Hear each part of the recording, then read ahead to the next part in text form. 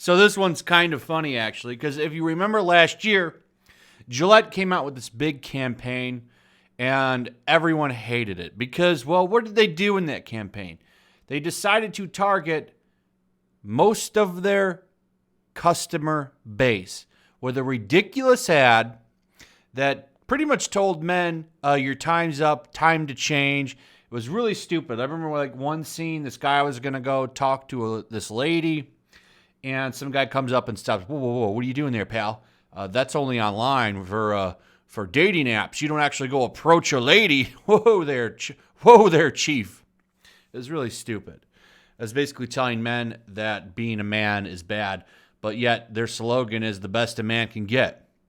Well, they're actually the worst a man can get. I haven't touched a Gillette razor ever since. I wasn't really using them too much before that because you can get a better product at a better price, in my opinion. But they're never going to win anybody back with the way they're acting. So they ended up losing $8 billion from that, by the way. As you can see right here from the headline, deep cut. $8 billion in value gone after that ad. And here's another thing that I find kind of funny. The CEO of the company said money that's lost for our fight against toxic masculinity, that's a price worth paying. He must have meant that because they're doubling down on that.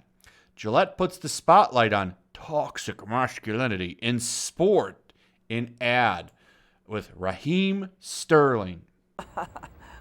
What a story, Mark. So this is really funny to me. I don't know how the people that are making these decisions are still in charge.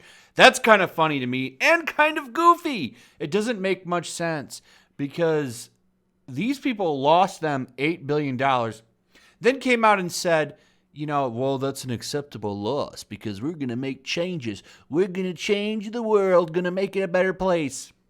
By making men wear makeup or something. Like, I don't get it. I hate this whole toxic masculine thing. I think it's the stupidest thing. I'm not toxic for being who I am. But, that's the way that they're trying to push things. I saw an article the other day, how to be a man's man in a culture that hates masculinity. People don't hate masculinity, just these weirdos in the Bay Area that hate it. So they're not showing this ad in North America, by the way, which is probably smart, but still, they're still doing this. So this is a spot that's running globally with the exception of North America, and it stars this soccer player or football if you're not in America, and he's running around. I guess he's been really outspoken on issues with race and stuff. I don't know who he is. He seems to be, like I said, popular in Europe. But I guess he's been outspoken kind of like Kaepernick has. And he's pretty much now the front runner for Gillette in their ads. And it looks like he's going to do a lot of stuff for them. And these ads address toxic behavior in sports, which, is stupid. What are they pretty much? So they're pretty much considering competition toxic behavior. It's funny. There's a lot of benefits to sports, especially for really young people. And, competition has a lot to do with that. But of course, we got to get rid of stuff like that because not everybody can succeed. So we need to make the losers feel better, which I think is stupid. But just wait. That's going to become a big talking point, I'm sure, is explaining how it's toxic to be competitive. Let me tell you something. It's people that are competitive that win.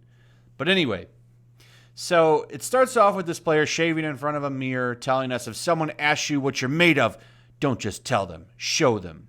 Vignettes show a younger player break up a fight on the soccer field while one player reaches out to another after a game. The film finishes with an image of Sterling hand in hand with a young mascot before walking out onto the pitch, telling viewers, when you show the best of yourself, you don't just play the game, you change it. And that's what it's all about, changing the way things are done. The new ad was directed by director DZ at Great Guns, who comments in a statement, "It's a special opportunity to be a part of an ongoing conversation of what masculinity means and what it can represent in a changing culture. Following on from the previous campaign, I wanted to focus specifically on the power of showing the best of yourself in a difficult scenario and the effect this power can have on people, especially the younger generation." Of course, that's what it's all about. changing the culture. But also, the previous campaign that the director is talking about is, of course, the first ad that really just ticked everybody off. So they're doubling down on it. I do find it funny, though, that they're not airing this in North America. I find that kind of interesting. I wonder if they're going to follow that model here, or if they're just going to do this in, European nations. It'll be interesting to see. But they do seem to be doubling down on everything that they did the first time. I think they're going to be a little bit more subtle about it. But nonetheless, they're still going for, let's just insult our customers. It'll be interesting to see if they're willing to do this all the way to the bankruptcy courts. We'll find out. We'll find out.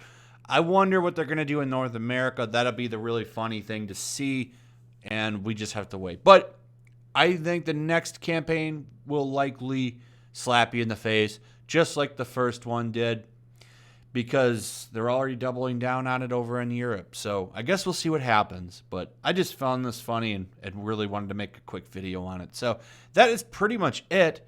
We'll see what Gillette does. How low can those stocks go? It's almost like a limbo party, except they lose money. They don't fall on their face. Well, maybe they do both. Anyway, that's pretty much it, guys. Let me know what you think about Gillette. Are you still using Gillette razors? Let me know in the comments below. Did you stop using Gillette razors? I'd also like to know that. Did you actually quit using their products because of this crap? Let me know. Also, throw a like up if you would. Share the video. Make sure you're still subscribed. Subscribe if you're new. Hit that notification bell, and I'll see you guys on the next one. Peace. Also, if you want to help support the channel, check out my Teespring store. There's a link in the description. You can find some merchandise in there that you might want to check out. Also, take a moment. Make sure you're still subscribed to the channel. There's something going on right now, and they've been unsubscribing people. So just take a second and double check on that, and subscribe if you're new.